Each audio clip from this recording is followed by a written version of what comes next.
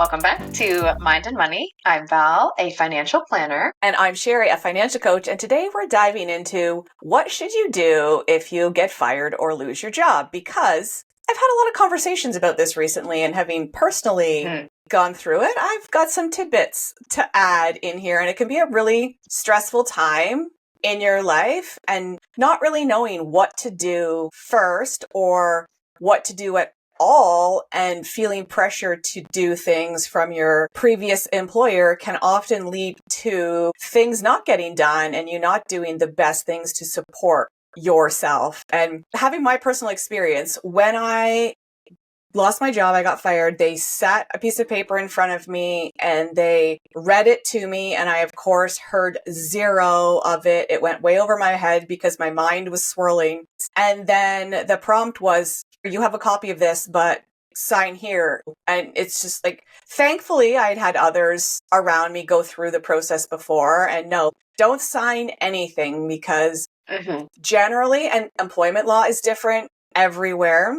I am in Ontario, so that's applicable to me. But if you sign something, quite often what you're signing is like, I accept this severance package, whatever this agreement is, and you don't have the opportunity to push back, which can be a significant financial impact to you. Yes, I would obviously preface this. We are financial experts with life experience and client experience, but we are not employment lawyers. We are not employment experts, but here's what we gather and here's what we want to share for that person that's at that moment of, oh my gosh, now what do I do? So that was the one thing in my research and in my conversation with clients and friends and family that have been through this is do not sign it. They're going to make you feel like you have to sign it right there, or that it's kind of like this ticking time bomb. It applies this kind of like scarcity and pressure and this feeling of like, I have to sign this. And like, oh my gosh, on top of the emotions already going on. It's like the 24-hour rule. Sleep on it, take space, take more than 24 hours, but do not feel that you need to do that right in that moment. They're going to make you feel that way. Pause, take a beat, back away, talk to experts. So in the first step, don't sign. Give yourself some grace and some space. The next piece that, Sherry, I know you did this, and probably everyone should also consult an employment lawyer, an expert, just to have that second opinion of like, yes, this is a fair exit. This makes sense. Or no, you've been here for X amount of years. This isn't right. So Sherry, if you don't mind sharing, what would have happened? Like, what's the difference? You would have signed at that time. What would you have received? But then you didn't. You went and talked to a lawyer. And what did that change? So it changed pretty significantly, like percentage wise. I don't know what percentage, but I probably ended up with like 25 to 30% higher severance because the offer was not fair based on my years of service, my income. And the biggest caveat, this isn't going to apply to everybody, but my severance offer hadn't included my overtime, and I consistently worked overtime despite being on salary. I was able to prove through pay stubs and tax returns and stuff like that to say like, yes, this was my base salary, but overtime was consistent throughout the last several years. And I got really lucky. I had a lawyer who, it took me a bit to get a hold of him, but he was recommended to me from somebody else. And I got him on the phone and he said like, give me the synopsis of what you're facing. And years of experience. He's an old gentleman and knows his stuff. And he immediately said like, yeah, I think probably this is more reasonable. And you can take that and negotiate with your past employer on your own, or I can help represent you. And because there was some connections there still to that employer, I'm like, no, you are going to do this for me, please and thank you. And it took some back and forth. It took a long time because my old employer, well, the place I worked was in Ontario, head office was in Quebec, and he explained to me that there was a lot of challenges because Quebec-based lawyers trying to implement rules and laws around severance for Ontario. So it was a bit of a drawn out process. And that is the thing too, right? They will often they put pressure on you to sign the document. They often will give you a deadline. And what else can put pressure on you is if you seek legal help and you are negotiating that deal, it delays you getting your severance. So they don't they don't give you what the initial offer was on the paper you didn't sign until they have a signed severance agreement. So for people that are experiencing financial pressure, it can often mean that, oh shit, I can't like delay this Can't because I delay need this this. money. Yeah, to pay my mortgage, to pay my rent, to pay my bill. So, well, I love that I got fired. I do. It's hindsight is 2020. But what I wish that I had done before was I wish I had spent time on our finances beforehand so that there wasn't so much pressure when that happened. And that's another big thing to do. Like when you go through a big change like this, if you get laid off or you get fired and you know your income is impacted, have a hard look at your spending and your budget. And what we personally did was we slashed everything down to the bone. We cut deep. Basically, it's like roof over our head, bills paid, food in our stomachs, like no fun, no extras, no wiggle room, because that allowed us to then have less stress because we weren't adding and overspending each and every month. Like we cut deep. And if I had of a month before I got fired, if I had have built a budget and think I'm going to cut everything I can, it wouldn't have been that deep, because when your back's against the wall, you get that clarity, and that clarity allows you to see like, okay, here's the base minimum we need every month to cover our expenses. So everything went. Bless my husband's heart. He is an avid golfer. I lost my job in early July and he did not golf for the rest of that golf season. So now it's a priority in our budget because he sacrificed for the short term. So you make adjustments. And so cut deep, think about exactly what is only imperative and essential in your budget, because that's going to give you longevity and reduce your stress. I think these moments can be really reshaped. The clients that I'm working with right now, I'm like, there's something watching out for you that knew that it was time for change, whether you wanted it or not. It's that 2x4 moment of like, okay, you're not listening, so we're going to have to do something drastic here. It forces you to look at your numbers. You maybe weren't very happy with where you were. There's so many what ifs. Trust that this is for the greater good, even though it's really hard to see that right now, right? Like this is the manure that makes the soil better for our growth. It's just the manure that we have to deal with. So country girl analogy. Yes. And that doesn't mean not to feel the feels. Still feel those feelings. We're human. Don't keep going, it's fine, it'll be better, I'm fine, because this is everything happens for a reason.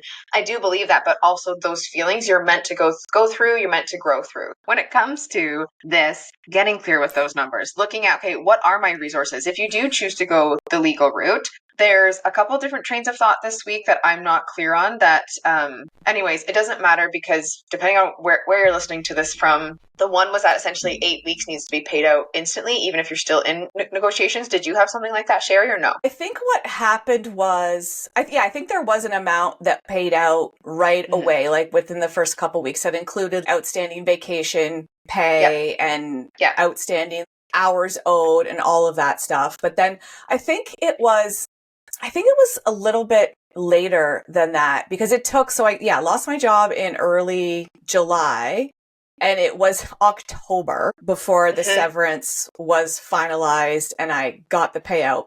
And I think in between there too, there was an initial one for a smaller amount of money, and then there was a larger one. I want to say it was maybe like 12 weeks out or something like that, where it was just a larger pay. And I think too, it was related to like the minimums for my years of service and stuff like that. So it was an unexpected, oh crap, I just got this deposit in my bank account and what the hell is it? And then looking to see, oh, what was that? So your lawyer might be able to help you with this. Like there was no communication. It was just an unexpected amount in my bank account. So that was nice when you're going through that, oh, holy crap. No doubt. Now what? Yeah. Yes. But knowing that there's different systems and structures in place, so understand what those are, ask that legal resource.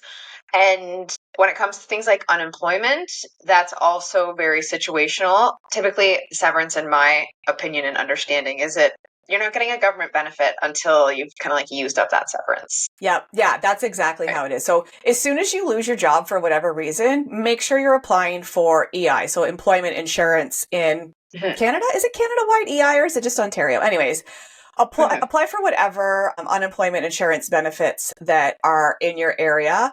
But yeah, so in Ontario, you are not eligible to actually start receiving EI until they would have deemed your severance fully utilized. So how they calculate that is based on your record of employment that your past employer sends to unemployment. They look at what were your average weekly earnings. They take your severance, divide it by your average weekly earnings to calculate how long will this severance carry this person for based on their previous earnings. Yeah. And then you become eligible for EI. So that can be quite a long time depending on your severance package. And everybody's severance package is very different depending on how long you were there. I was there for almost 17 years. So the severance package was a decent chunk of money. So it took quite a long time to be eligible for unemployment. But you can't wait to apply until you calculate you would be eligible, because there's windows that you need to apply within. So even if you know you're not going to get it, even if you know you might never use it because you're looking for a job, plan to get a job before you would be eligible, apply anyways. It's better to apply and not need it than find out that you're not eligible because you didn't apply right away. And now we can talk about the benefits piece. So if your employer has benefits and life insurance is typically in that, that's depending on the package, that's going to come to an end at some point. I had a client this year that got it for 6 months in addition. What did yours look like? I think mine was 6 months. So I think it lasted until close to the end of that year. So, and if you have a lawyer, if you're negotiating on things, if your benefits are really important to you, that's, yes, you can negotiate the money part of it, but you can also negotiate the benefits part of it too. So if you have needs that for medications and things like that, you could try and extend that to kind of improve your severance offer too. And every employer is going to be different. Some are going to negotiate with a lot of wiggle room. Some are going to have very strict borders and not negotiate at all. But if you feel like the offer is unfair, if you connect with a lawyer and they believe it's unfair, then being able to push back at least then gives you the confidence in knowing, like, I did what I could to get as much as I could that I was entitled to. But yeah, from the life insurance perspective too, I'm sure you see this as well. I ask the question when I start working with a new client, do you have life insurance? And a lot of them say yes. And then we dive into it and they say like, oh, I have insurance through my employer. And then when we talk further, it's like, do you know how much it is? And they often don't know, or if they do know, it's usually the beneficiary is not up to date. It's usually not enough. So I think what I had was 1 year's salary or maybe 1.5 years salary. So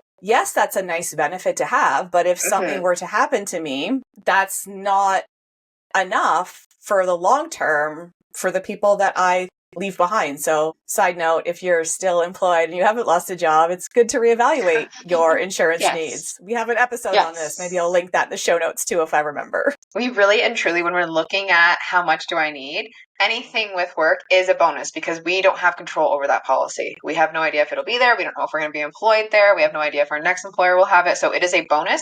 It's nice to have. We want to make sure the beneficiary is set up, but then because the mindset is a lot of the times like, yeah, I've got life insurance through work. Now that you're not going to have it, especially now, look at it. Especially if you have health issues. You don't want to say like, oh, yes, I have this and it's great, because the sooner you get insurance, ideally before you come into any health issues, like, okay, not an insurance episode, but something to evaluate if you have recently lost a job, to make sure that you're looking at your coverage. And I know there's a lot coming at you. Yeah. But it's also an important thing to talk about the tax part of it, because so if you were to get your agreement from your employer, it's all signed on the dotted line. The agreement is, say, 12 months of your income. Don't expect that you are going to, even if you're on salary and your paycheck is the exact same every 2 weeks, don't expect to take your income, like the amount that deposits in your bank account every 2 weeks, multiply that by 26 to calculate your, well, what do I get paid in a year? Don't expect that amount to deposit in your bank account, because severances are taxed a lot differently. They're like, it's a lump sum. it's taxed similar to a bonus or extra income going into your account. So there's going to be a giant chunk for taxes, which when you file your taxes, it's going to even out if you have a chunk of the year that you're not working. But just know that you're not going to get equal to like 12 months of what your paychecks were. No, and I prepare clients. It really depends on income level. That will articulate how much tax is going to be withheld. But most severances, it's 30% where we are is the amount that they're going to withhold.